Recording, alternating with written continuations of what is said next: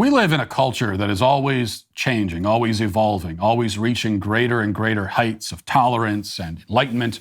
And as everyone knows, the vanguard of this movement, the warriors up on the front lines fighting the hardest for progress, the people we look to first and foremost for guidance and insight, are corporate brands, and most specifically, candy companies. We would be facing grave civilizational peril without the leadership of candy. We would be lost without candy's wisdom. The ancient Greeks had Aristotle and Plato. We have Reese's Peanut Butter Cups and Starburst. Our philosophers are more progressive, wiser, even better, you can eat them. 2022 was a landmark year for candy-centric social justice. It seemed that every candy brand was stepping up to the plate, so to speak. For example, Mars Incorporated announced in May of 2022 that Skittles would be teaming up with Glad to bring us Pride Skittles for Pride Month. Now, Skittles had, for several years prior, turned their Skittles all gray for Pride Month to symbolically represent the brand's cemented, quote-unquote, support for LGBT rights. Because who wouldn't want to, eat cement-themed candies? But in 2022, they took it up a notch, hiring a collection of LGBT artists to create special LGBT art for the packaging. It's estimated that approximately, from the numbers I read, 98,000 homosexuals were saved from persecution because of the Skittles packaging. KitKat also spoke out forcefully in defense of gay rights. I'll let Wunderman Thompson, which is the consultant firm that came up with this gay rights campaign, explain it. Here it is. Canada's LGBTQ I2S population has risen to over 1 million. But hate crimes, discrimination, and mental health issues have also continued to rise. The LGBTQ I2S community needs a break, and KitKat wanted to help. So we reimagined its iconic brand identity to redefine what it means to take a break for those who really need one. We partnered with Toronto LGBTQ I2S organization Friends of Ruby to help young people express who they are. Our partnership was launched with a video that celebrated a full spectrum of identity and love.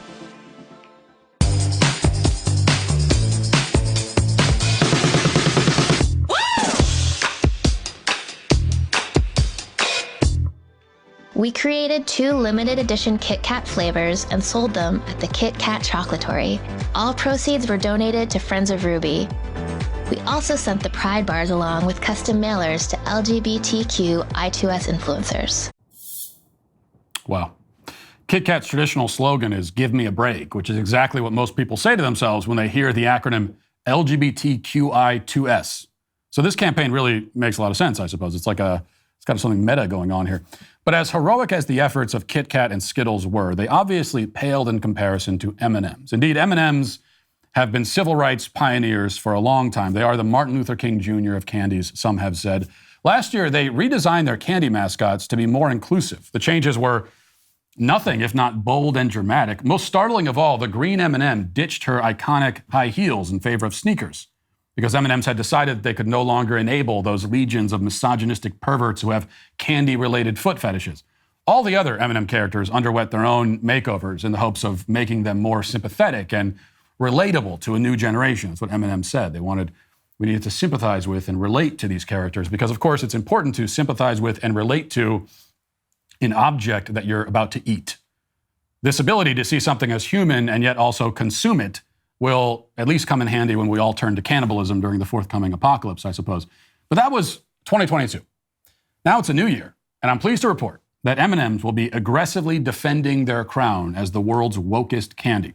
The new year will bring new problems as the left continues their vicious attack on religion and morality, but you and I can continue to fight the good fight by remaining rooted in our faith. The best way to do that is with Hallow. Hallow, the #1 prayer app in the world, has everything I need to maintain a daily prayer routine.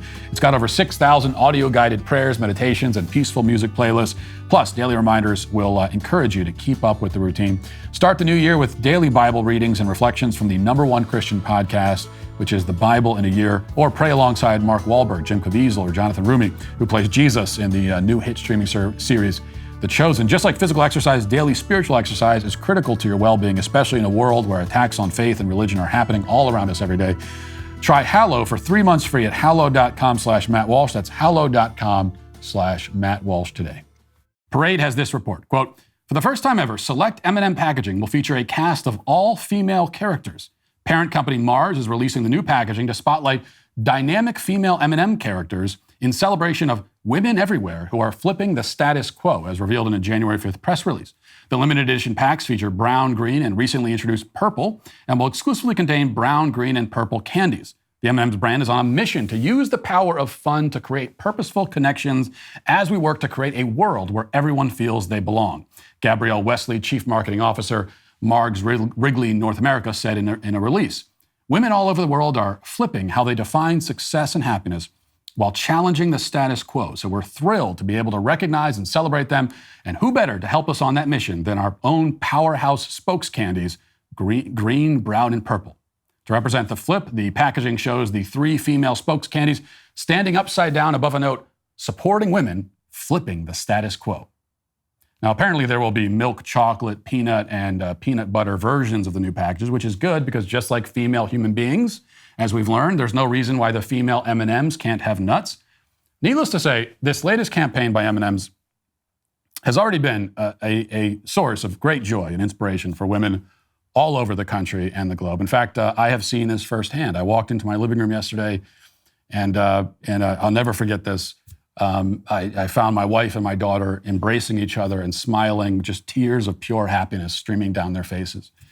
And my wife turned to me and said, she said, didn't you hear the news? And I shook my head.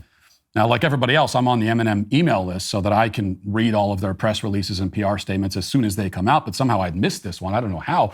And my wife then took me by the hand and she said to me, "They're making an all-female M&M package." And I was floored. I didn't know what to say. It was the most amazing thing I'd ever heard in my life. The courage and heroism of Mars Incorporated had once again left me speechless.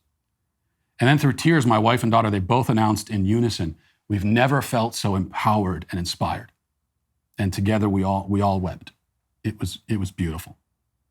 And no doubt a scene repeated all around the world. Now, there are those of a more critical disposition who have ruthlessly mocked this latest example of what they would describe as woke corporate virtue signaling. But these people are nothing but cynics, nihilists even. They lack the purity of heart necessary to fully appreciate what M&Ms have done.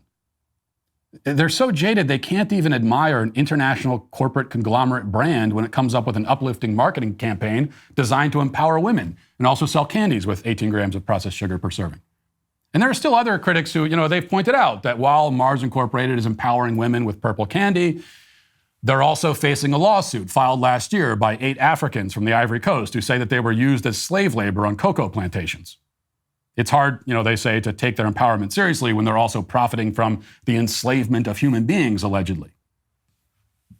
And to that I say, yeah, but still. The point is that M&Ms are empowering everyone, except for the slaves, allegedly. And that's what we should be focused on.